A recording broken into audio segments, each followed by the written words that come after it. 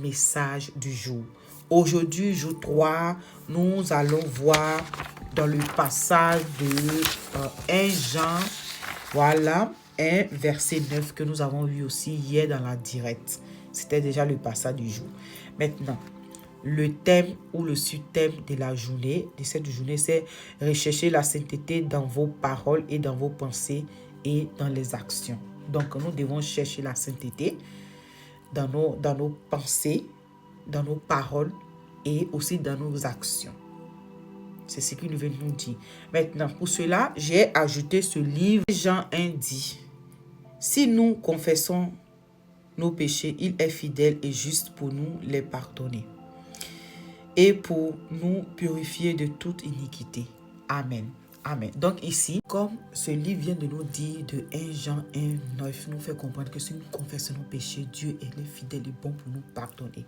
Maintenant, le thème de ce jour est la sainteté dans nos pensées, la sainteté dans nos paroles et la sainteté dans nos actions.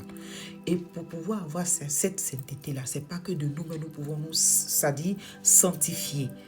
Mais il y a une personne qui peut le faire. Et cette personne, c'est Dieu. Nous allons le voir dans 1 Thessaloniciens 5, verset 23. Allons le lire. Le Thessalonicien dit que le Dieu de paix vous sanctifie lui-même tout entier et que tout votre être, esprit, âme et le corps soient conservés irréprochable lors de la venue de notre Seigneur Jésus-Christ. Amen. Et le verset 24 dit, celui qui vous est appelé est fidèle et c'est lui qui le fera. Alléluia. Amen. Amen. Comme vous venez de l'entendre, le Thessalonicien nous fait comprendre que c'est Dieu qui va nous purifier, âme, corps et esprit. Esprit qui est avec nos pensées que nous devons sanctifier. Notre âme, c'est-à-dire les paroles et notre être, les actes que nous posons. Ah, alléluia, alléluia. J'ai dit, faites le jeûne là. Faites le jeûne là.